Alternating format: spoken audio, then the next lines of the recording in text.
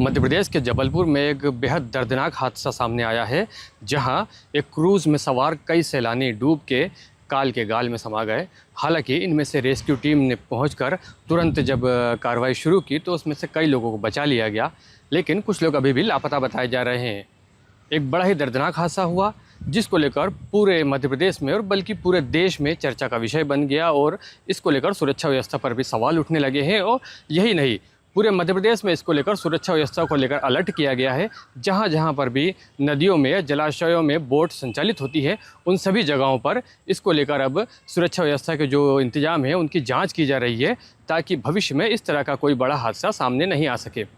इधर हम बात करें मध्य प्रदेश के खंडवा ज़िले की, तो यहाँ पर भी एक हनुमंतिया जो है बड़ा जलाशय मौजूद है। वहीं दूसरी ओर ओंकारेश्वर जो है वो एक बड़ा यहाँ पर डैम बना हुआ है। साथ में ज्योतिर्लिंग मंदिर यहाँ पर स्थापित है, जिसके चलते यहाँ पर जो नर्मदा नदी है उसमें स्नान करने बड़ी संख्या में जो है श्रद्धालु डेली पहुँचते हैं।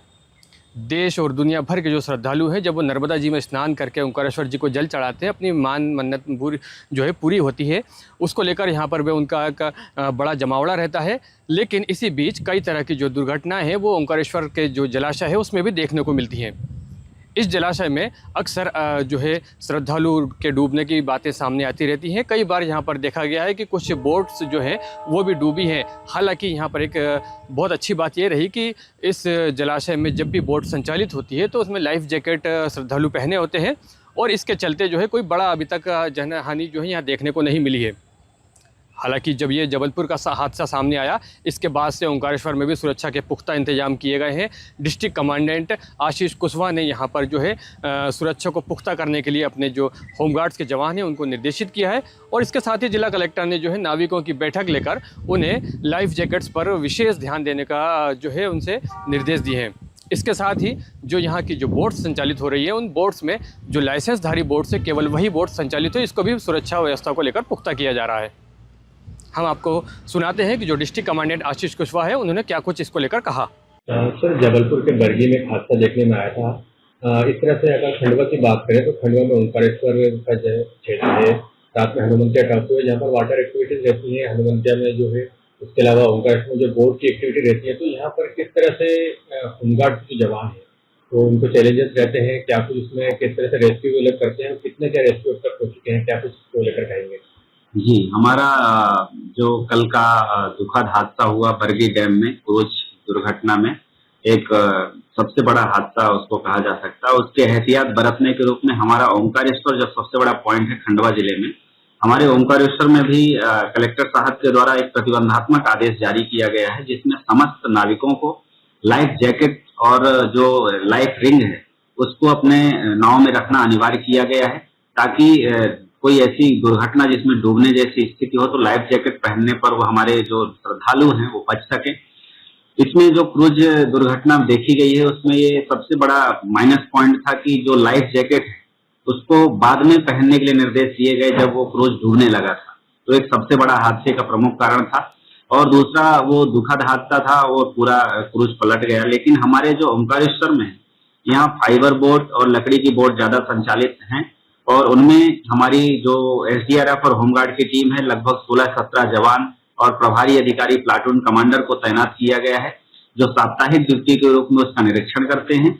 और जो हमारे जवान हैं उसमें 3-4 जो गोताखोर हैं वो स्पष्ट रूप से, और साथ ही साथ जो नाविक हैं उनके सहयोग से भी हमारे आपदा मित्र भी वहां संलग्न है, सिविल डिफेंस वॉलंटियर भी संलग्न है, जो बीच बीच में जैसे कोई डूब की घटनाएं होती रहती हैं उसमें वो ज्यादा योगदान देते हैं।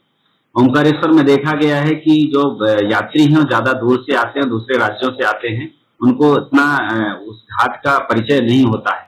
हमारी नर्मदा नदी एक घंस घाटी में बहने वाली नदी है, वो यमुना और गंगा जैसे घाटों के तरह नहीं है, इसलिए लोग जानकारी ना होने पर डूब जाते हैं। वहाँ ऐसी जानकारी जागरूकता के लिए हमारे जवान वहाँ लगातार अपनी ड्यूटी शिफ्ट में योगदान देते हैं रेस्क्यू में।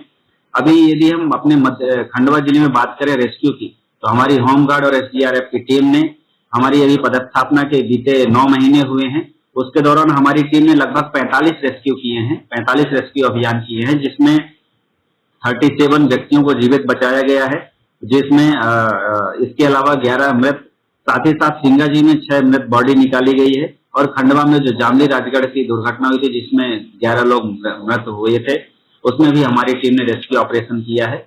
ये सभी रेस्क्यू ऑपरेशन हमारी जिला प्रशासन और हमारे संपूर्ण पुलिस और होमगार्ड एसडीआरएफ की टीम के सहयोग से संपन्न हुए हैं और वर्तमान में लगातार उस बरगी डैम दुर्घटना को देखते हुए बहुत ही कड़े इंतजाम और एहतियात बरते जा रहे हैं। तो इस तरह की जैसे कोई अगर हादसा सामने आता है तो किस तरह के चैलेंजेस अचानक से सामने आते हैं, उनको फिर कैसे उनको क्लियर किया जाता है?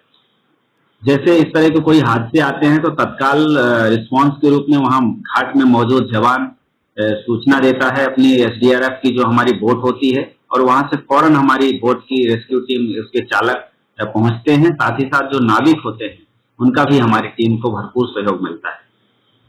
ओंकारेश्वर की अगर बात करें तो बीते कुछ टाइम से जो हादसे देखने में आए थे उसके बाद तो कितनी सख्ती की गई और अब कितना जो जवान है वहाँ पर और ड्यूटी कर रहे हैं, किस शिफ्टों में कर रहे हैं, किस तरह से वो ड्यूटी वहाँ पर अंजाम दे रहे हैं?